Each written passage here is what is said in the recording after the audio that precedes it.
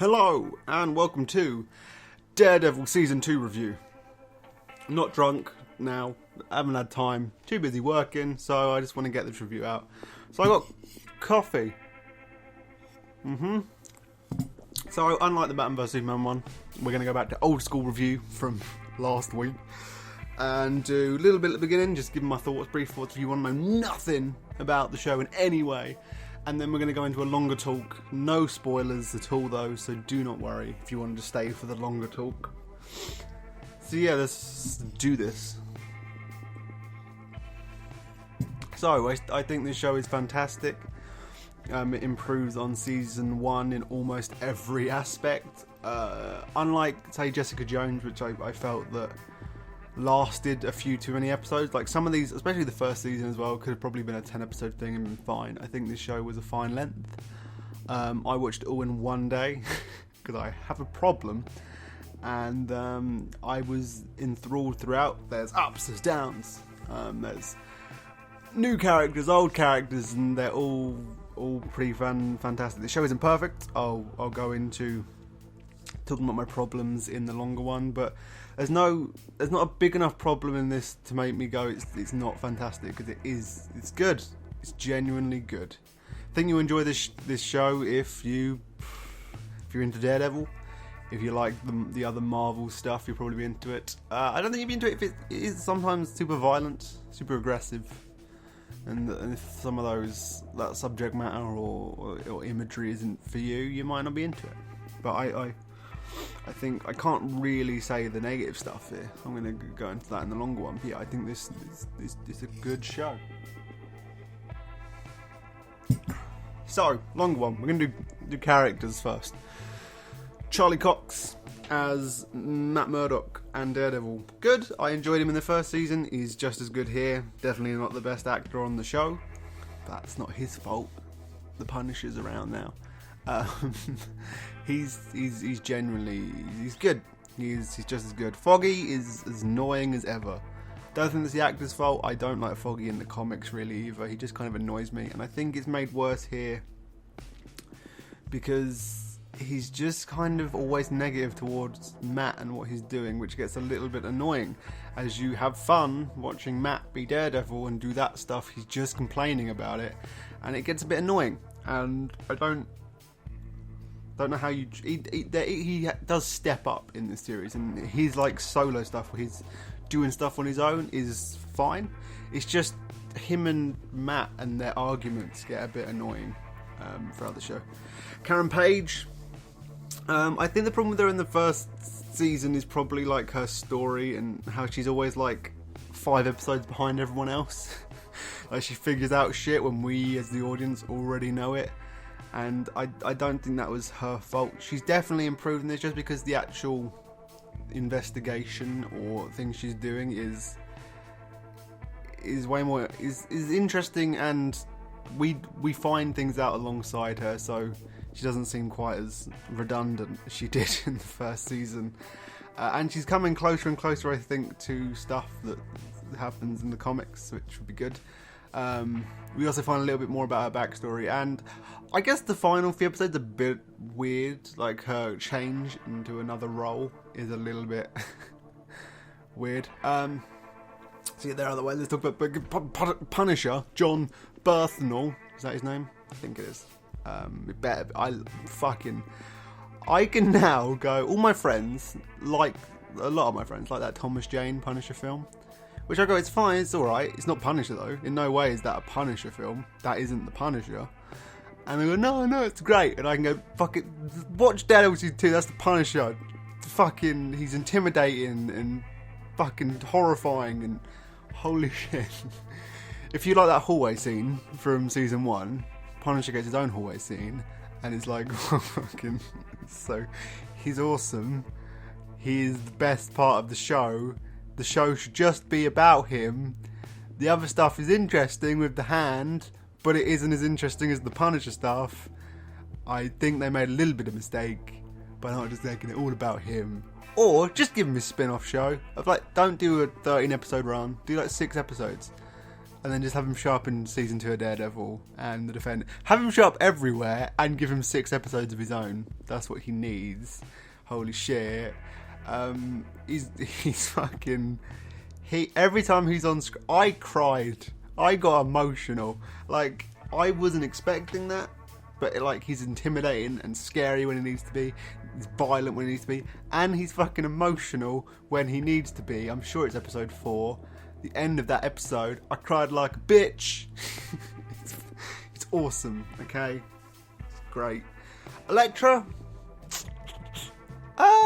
she's fine. If you're here for the comic book character, you will not find her. She's crazy. Like, she's kind of a little bit close to, is it Frank Miller's Daredevil? What is it? Where it shows him when he's starting off. Not Born Again. I've got it on my side, but I can't see it from here. I'm looking at the book, and I can't read what it says. When he first meets her, like, she's kind of a little bit crazy and then sexual. Like, she's sexy. When they're together, it's sexy. But she's just not she's almost there. The actual plot kind of drags her back. Like, her backstory within the Daredevil show kind of makes her worse, which sucks a little bit. But she's never annoying. She's not like Karen Page in the first season. She's always at least fun to watch, and her and Matt do play off each other well, and the chemistry's fine, and I do enjoy her. It does suck seeing as they did a perfect fucking Punisher that they didn't do a perfect Elektra. But she definitely works for this show, and she isn't bad. She's just not really Elektra from the comics. Which, she's not worse than the fucking one from the Daredevil old film and Elektra the film. She's not that bad, okay? Her costume sucks, and the actual show kind of gets around it by saying it was kind of slapdash together. Which is, I think, how they got around Daredevil's costume changing is in the first season. Potter was like, oh, this isn't done, you know, you need it now, but it's not done, we can change it, and that's kind of what they do, which is nice. The actual Daredevil suit improves, and I like it a little bit more. It's still not perfect, but it's definitely improved, and it all seems to depend on the angle you're looking at and the lighting. Like, some lighting in the shots, it looks fucking awesome, and some it looks a little weird. I think it's definitely improved in this. The actual show plot story is, first half I think definitely better than the second half, because the first half is just about the Punisher, really, and as I said, he's awesome in like every way. The stuff with the hand, it did way more with the hand than I thought it was going to. Like, they answered a lot of questions from the first season that I thought they were going to wait for the Defenders to do, but they answered quite a bit, which I wasn't expecting. I've not got a problem with it. Second half is like, the hand stuff isn't bad. It's just after the Punisher stuff, I think it struggles to live up to it. But the Punisher keeps showing up.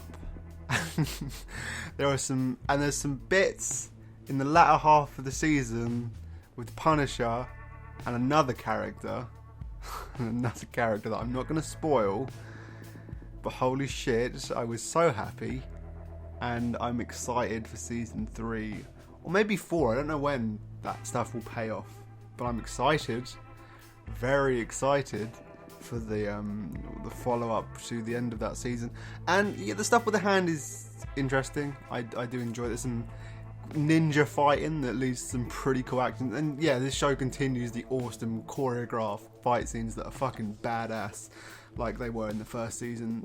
They're great. I think there's a slight problem that Matt, no matter what, even if he's fighting like bikers or he's fighting fucking ninjas, he takes a ton of damage no matter what. I think they just want to show Matt getting beat the fuck out of. So yeah, I think it's good. Again, I think some characters are not great. Foggy. I think the show might sag a little bit, but I don't know if it does, or it's just that genuinely the Punisher stuff is so interesting and so compelling that when he's not there, you're like, why isn't the Punisher here? But I don't think it's bad though. I think it's just they fucking hit a high note very early on, and they could never reach it again. Man, the Punisher needs a fucking 6-episode miniseries once a year, forever. Just, oh my god, he's so cool. Anyway, so yeah, I think I like you. I think you'll like the show if you like Daredevil, if you like the Punisher, if you like the other Netflix shows. They are continuing to be good. If you, I don't think the show's everyone, obviously. I think it's just genuinely a good show. Go and watch it.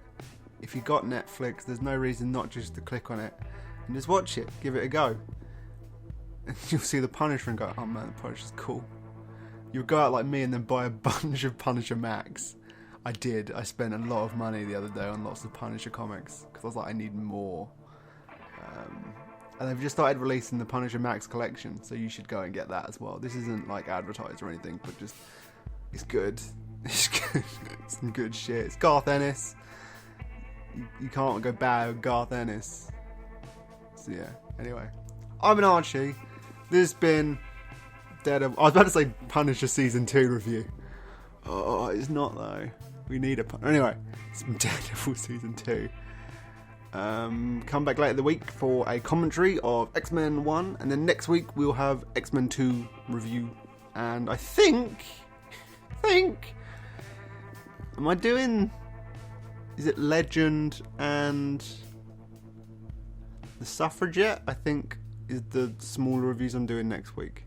Yeah, I think so. So yeah, come back then for them. Goodbye.